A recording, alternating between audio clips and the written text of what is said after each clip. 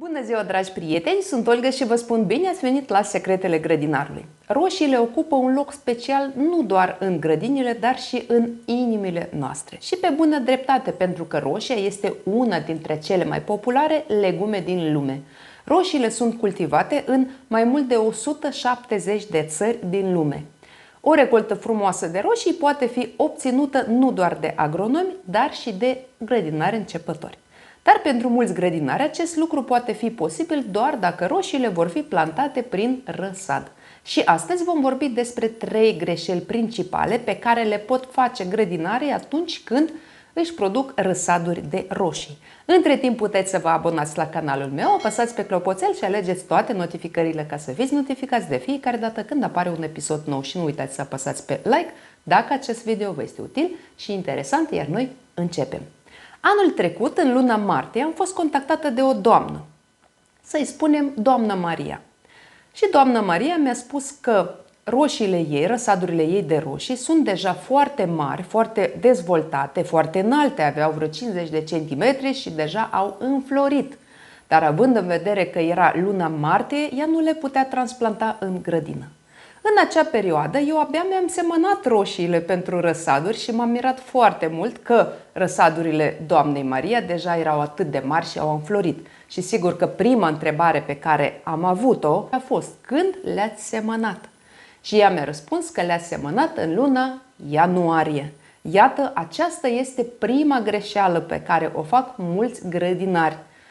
Atunci când semințele de roșii, ardei, vinete și de alte culturi sunt semănate prea devreme. Roșiile, la fel ca și alte culturi, au o perioadă de răsad. Perioada de răsad la roșii este cuprinsă între 45 și 60 de zile. Asta înseamnă că roșiile își pot petrece viața în pahare, alveole, răsadnițe și în alte vase timp de maxim 60 de zile, după care noi suntem obligați să le transplantăm în grădină, în sere sau în solarii. Dacă roșiile vor fi în această stare, adică vor continua să crească în pahare, ghivece și în alte vase, o perioadă mai lungă de 60 de zile, răsadurile noastre vor fi îmbătrânite la momentul transplantării. Nu este bine ca roșiile să înflorească în fază de răsad. Nu este bine ca roșiile să înceapă să formeze fructe în perioada de răsad. Roșiile noastre în acel stadiu nu sunt pregătite să intre în fază generativă. Așadar, când trebuie să semănăm semințele noastre de roșii ca răsadurile la momentul transplantării să fie pregătite și acel moment când transplantăm răsadurile noastre să fie un moment optim. Acest lucru este foarte ușor de calculat și calculele se fac în funcție de data la care vom transplanta răsadurile noastre în grădină. Data la care se pot transplanta răsadurile de roșii în grădină este atunci când 1. Solul s-a încălzit până la plus 12 grade în sus și afară a dispărut pericolul de îngheț. Și iată cum se face acest calcul. De exemplu, eu transplantez roșiile în grădină în data de 15 mai, plus minus. Sigur că în funcție și de vreme. Dacă eu transplantez roșiile în data de 15 mai, din această dată trebuie să scădem 60 de zile și ajungem în 15 martie. Aceasta este data la care eu pot semăna semințele mele de roșii pentru a produce răsaduri. Și roșiile de regulă germinează destul de repede, pentru germinarea lor trebuie cam 3 zile, plus minus, de la 3 până la 7 zile maxim, în funcție de soi, în funcție de condiții, dar dacă condițiile sunt optime, atunci roșiile germinează foarte repede. Și iată că eu pot să seamăn semințele mele de roșii pentru producerea răsadului între 10 și 15 martie. Iată, aceasta este data perfectă dacă transplantăm roșiile în 15 mai. Dacă dumneavoastră transplantați roșiile în data de 1 mai, atunci puteți semăna roșiile în data de 1 martie plus minus. Iată, așa trebuie să procedăm. și nu trebuie să ne grăbim să semănăm semințele noastre de roșii, pentru că apoi ajungem în situația în care răsadurile se cer afară, dar afară nu este cald și nu există acele condiții când se pot transplanta răsadurile în grădină. Puteți să faceți un experiment. Semănați câteva semințe de roșii în ianuarie, câteva semințe în februarie și câteva semințe sau mai multe semințe în luna martie și comparați rezultatele. Veți vedea că acele răsaduri care au fost semănate în luna martie vor fi cele mai bine dezvoltate, cele mai frumoase și cele mai sănătoase. Iar răsadurile care au fost semănate în ianuarie și în februarie s-ar putea să fie alungite, subțirele și foarte slab dezvoltate. De ce? Pentru că dacă le țineți pe pervaz, atunci în luna ianuarie și în februarie ziua este scurtă și sunt foarte multe zile fără soare, ceea ce înseamnă că răsadurile dumneavoastră vor primi lumină insuficientă. Acele răsaduri care sunt semănate în luna martie vor avea lumină suficientă, pentru că în luna martie ziua este mai lungă și avem mai mult soare. De aceea, dragi prieteni, nu ne grăbim când vine vorba de semănatul roșiilor. A doua greșeală pe care o pot face mulți grădinari este folosirea sfaturilor de pe internet. Nu toate sfaturile de pe internet sunt bune și dacă nu le analizăm, dacă nu înțelegem cum funcționează toate lucrurile când este vorba de plantele noastre, mai bine să nu le folosim, aceste sfaturi. De exemplu, dacă este vorba de pregătirea substratului pentru răsaduri de roșii, putem vedea pe internet că acolo putem să adăugăm coși de banane, coși de ouă, coși de măr, coși de cartofi și așa mai departe. Am văzut diverse sfaturi care nu sunt bune deloc.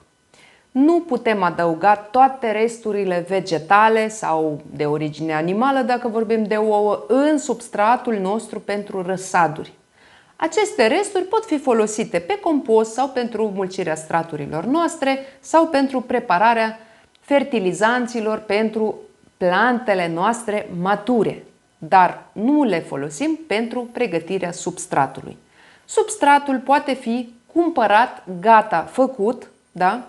Îl cumpărăm gata pregătit din comerț, doar că ar trebui totuși să ne interesăm din timp care este un substrat bun, de calitate. Sau puteți să faceți dumneavoastră un substrat, folosiți turbă la care adăugați vermicompost sau compost din grădina dumneavoastră și acesta va fi un substrat de calitate. Iată, așa puteți să procedați și nu este cazul să riscăm atunci când pregătim substratul pentru răsadurile noastre, pentru că așa putem să ne pierdem răsadurile și toată munca noastră va fi degeaba și mai mult de atât vom pierde și timpul. Treia greșeală despre care vom vorbi astăzi este stimularea creșterii răsadurilor și fertilizarea excesivă a acestora. Mulți grădinari consideră că dacă vor folosi cât mai mulți fertilizanți sau stimulatori de creștere pentru răsaduri, atunci răsadurile lor vor fi foarte bine dezvoltate, vor fi foarte frumoase și foarte sănătoase. Și atunci ei folosesc toate aceste preparate pe care le găsesc în comerț aproape zilnic. Care este adevărul? Nu este nevoie să stimulăm creșterea răsadurilor sau să fertilizăm răsadurile noastre doar la nevoie. Ce este important pentru răsadurile noastre? În primul rând, un substrat de calitate, așa cum am spus mai devreme. Lumina este extrem de importantă. Temperatură potrivită, adică dacă temperatura este în jur de 21-22 de grade în timpul zilei, este perfect. Lumina trebuie să fie maximă și este foarte importantă corelarea între temperatură și lumină. Adică noaptea, când lumina nu este, trebuie să fie puțin mai răcoare decât ziua când este lumină. Și dacă roșiile dumneavoastră cresc în astfel de condiții, dacă ele au un substrat corect pregătit, dacă le udați la timp și nu exagerați nici cu udatul și nici nu le țineți pe secetă, atunci răsadurile dumneavoastră se vor dezvolta foarte bine, fără fertilizanți și fără stimulatori de creștere. Doar dacă roșiile noastre cer fertilizarea. Acest lucru de regulă se vede. Dacă răsadurile noastre au frunze frumoase, verzi, sănătoase, este clar că ele nu au nevoie de fertilizare. Este de ajuns să le stropim sau să le udăm cu biopreparate pentru imunizarea lor și pentru sănătatea lor. Și sigur că dacă observăm că roșiile noastre au dăunători, atunci iarăși trebuie să intervenim. În rest, nu este nevoie de absolut nimic. Dragi prieteni, acesta a fost episodul de azi. Sper că acest material vă este de folos. Vă aștept ca de obicei în comentarii cu întrebări și sugestii. Dacă nu ați reușit să vă abonați la canalul meu, puteți să o faceți acum și nu uitați să apăsați pe clopoțel și alegeți toate notificările ca să fiți notificați de fiecare dată când apare un episod nou. Și nu uitați să apăsați pe like dacă acest video vă este util și interesant. Eu vă mulțumesc că și astăzi ați fost alături de mine. Vă doresc sănătate, spor în toate și recolte bogate. Ne vedem data viitoare. La revedere!